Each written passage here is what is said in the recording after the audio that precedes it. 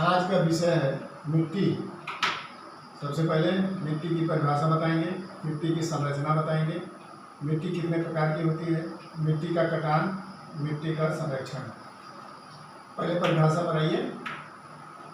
पृथ्वी पर पाई जाने वाली सतह जिसमें जल, वायु, खनिज और जैव पदार्थ उपस्थित हों वो मिट्टी कहलाती है।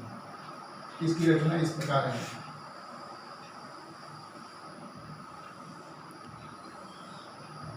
जल 25%, मिट्टी मिट्टी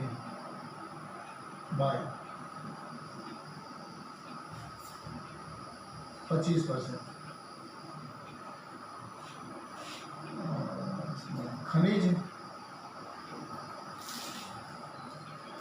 खनिज 45% और जैव पदार्थ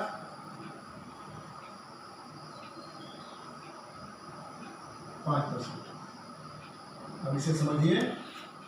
पृथ्वी की सतह ये वो परत जिसमें 25% जल, 25% वायु, 45% खनिज और 5% जैव पदार्थ हों वो मिट्टी कहलाती है।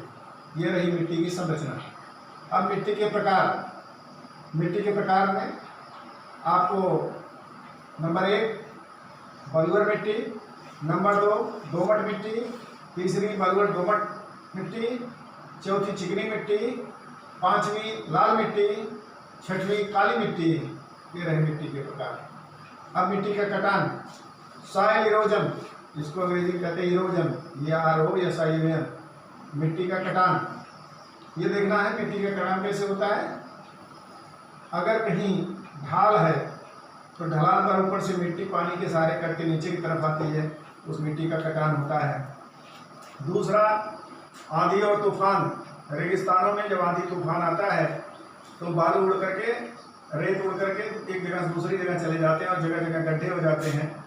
ये आंधी और तूफान से मिट्टी का कटान होता है।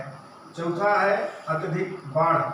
जब बाढ़ आती है तो नदी के किनारे की उपजाऊ मिट्टी नदी के पानी के साथ बह के बंगाल की खाड़ी में पहुंच जाती है और उसका बहुत नुकसान होता है।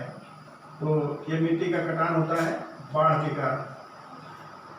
और अत्यधिक बरसात, ज़्यादा बारिश होने की वजह से जहाँ पे घास नहीं उगी है, नंगी मिट्टी है, वो अपने स्थान से कटना शुरू हो जाती है।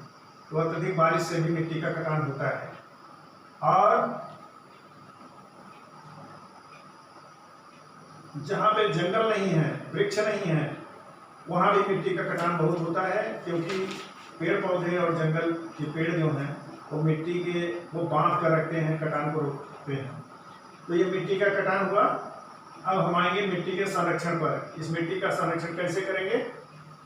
नंबर 1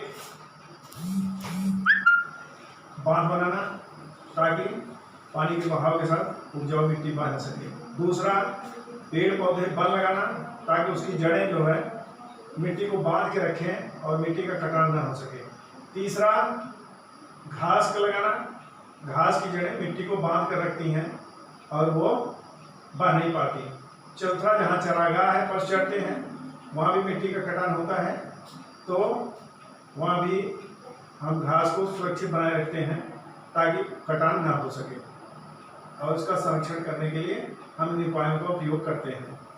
और पहाड़ों पे जो सीढ़ीनुमा खेती होती है वहाँ पे थोड़ी थोड़ी दूर पर 2-2 फीट 4-4 फीट पर मेड़बंदी कर देते हैं ताकि ऊपर से जब जल आए तो रुकता हुआ आए और मिट्टी का कटान ना हो। ये रहा मिट्टी का संरक्षण। नेक्स्ट कल।